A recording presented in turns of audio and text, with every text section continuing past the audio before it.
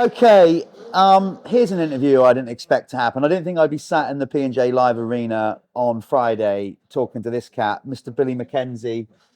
Billy, How did we end up here?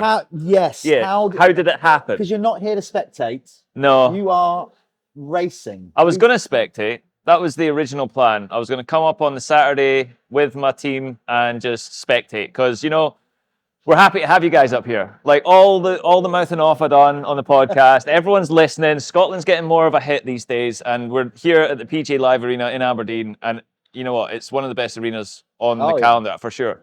So we're just showing you how it's done up here. And the track looks good. But yeah, I'm riding. I actually can't believe listen, that you are. The way I thought about it, right, was I was going to come spectate, but I need the laps. It's too cold. Like, thanks for coming to Scotland. Like, we do know that you guys have to put up with the weather. Yeah, but you somewhat. You always travel down to exactly. And you know what? I was talking to someone in the pits, but all you have to do is put up with it slightly wetter, slightly colder. But the positives are there's less traffic, beautiful scenery, fresh air.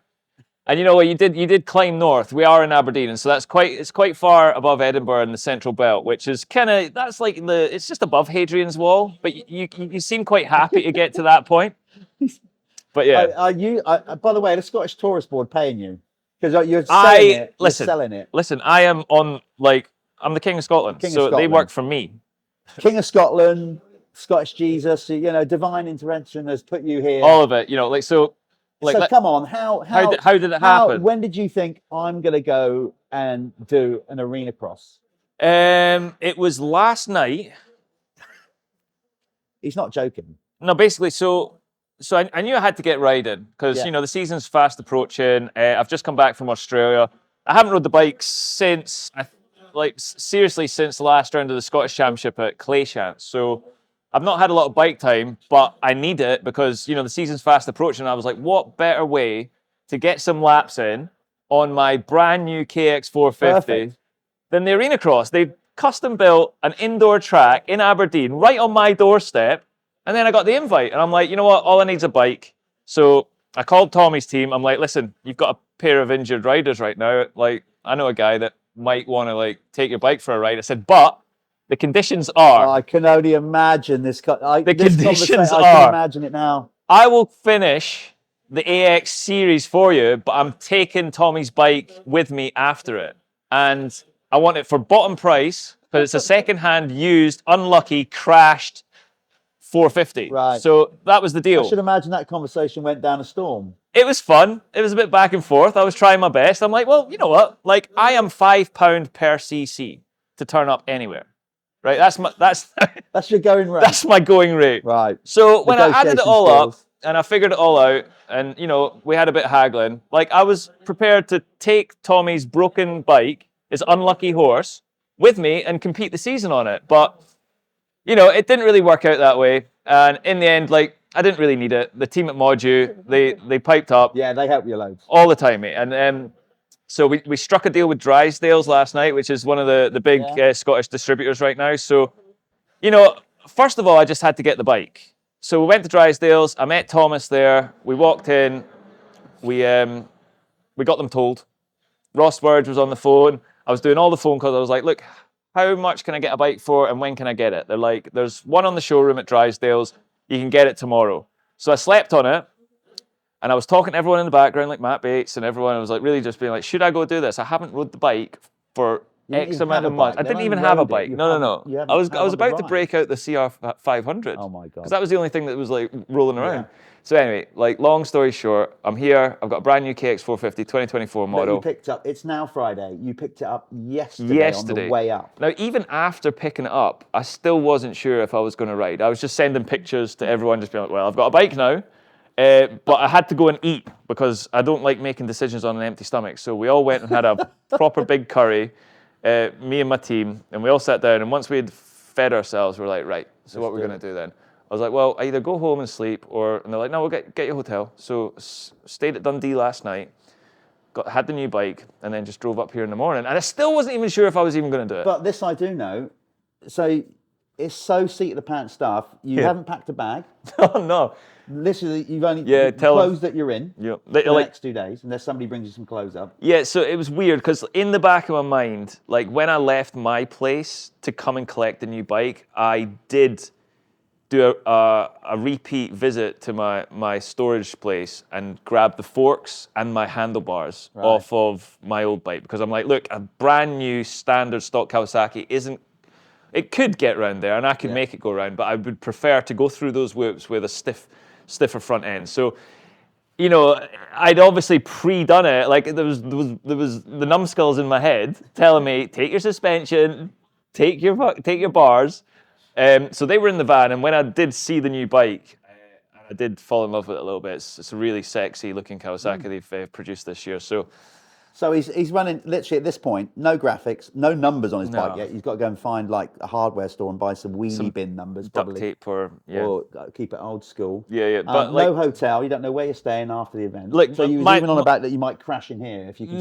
You know, like that's a last ditch effort. But my team will look after me. They always do, and they're excited that I'm riding. So they were working today because it's Friday. And you know what? That was another thing. I was doing all my negotiations and I was really like up for it. But when I realized it was Friday, Saturday, in my head I just ran out of time. I was like, I'm not going to be able to do this. Like I needed that extra day.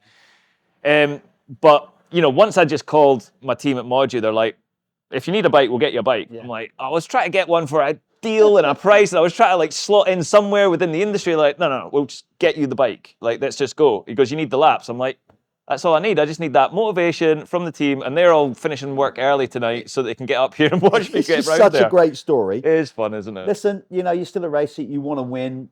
Age has nothing to do with it. By admission, you're now the wrong side of 40, really. To be a competitive motocross rider to a degree. Yes. But you just love being out there. The thing about the practices is it's quite a nice feeling to be in amongst it with the other riders, knowing that I have the experience to go through the whoops, because you know I see them struggling out there. They've not hit those whoops as many times as I have, because you know I did my season in Australia and you did a lot. I've done Supercross, so it's a nice feeling to be this age, still able to do it on a brand new bike with a good fork setting, and just go ride my bike. Let's talk about, you've been out, you've done basically ran the bike in simultaneously whilst trying to put quick laps in. Your aggregate time over two is pretty tidy. Well, look, after the first one, because I basically just went and got round, because it's the brand new bike, it's still got the standard shock on, which is soft. Like there's no doubt about it. So I need to tweak it a little bit. But I got around the first session and I wasn't aware that it was timed. I was aware that it was timed, but I didn't know that it was going to... the two together. Yeah. So I was a bit slow in the first one, got round, felt comfortable, felt balanced. And then the second one, I had a little bit more of a go. And my lap time was a lot better. And I really thought, I was like, oh, cool, I'm going to have a good qualifying position. But apparently it's an average of both. So it doesn't matter. Like, I'm having fun out there, and that's the main thing. Like, the bike feels comfortable. I've got all my fresh kit on. Thanks, FTA. Got some new sponsors on this year. You know what? The team got me a bike yesterday. We done a little deal with Drysdale, so they're on it now. And I'm here. And I'm riding around there. So I'm so looking forward to this, probably more than you. When we get you out there tonight, obviously, you know, because you will be quality to talk to in front of all the Scottish fans. And that's another reason I'm doing it. I'm promoting Scotland as much as I can this year, you know, because been and done it all across the world. I'm just so happy to be home doing it in my back garden, especially when there's events like this happening like consistently now. So, you know, it's great to give back to all my sponsors, everyone that's helped me, plus all the kids, you know, looking up to me and looking up to John Adamson and the other Scottish riders. We have to go out there and perform. And you know what? It's a fun event, and the track's safe, and it's fun. Yeah. It's just a really fun track. So there's a couple of sections out there. I was just going to bring that up. Are we going to see the triple later on? Because you were eyeing that up. Mate, I do it in my sleep. But, you know, like just taking in everything, you know, I haven't rode the bike for a long time. I do need to sort of warm up, and I do need to do it a bit more consistently, but today's the day. Like, I got my new bike yesterday at 4:30. I had dinner at, I think, 6:30, and then it was about 7, 8 o'clock. I was like, okay, I'm going to sleep here tonight. I'll drive up there in the morning. It's a cool story. Well, look. Yeah, thanks, man. You need to go and get some food because you haven't eaten. He's here. He's in the house. Billy Mac. Happy to be here as well. It's really King of fun. Scotland, Scottish Jesus, whatever you want to call it. Whatever one of his many nicknames. Nicknames, yeah. He's in the house, and hopefully he's going to rock it. Yeah, well, look, I felt comfortable out there, so a couple of good starts and just try and find a bit of space on the track, and I'll bring it home. I'll get round. Go on, mate. Thanks, There you guys. go, Billy Mackenzie. Cheers.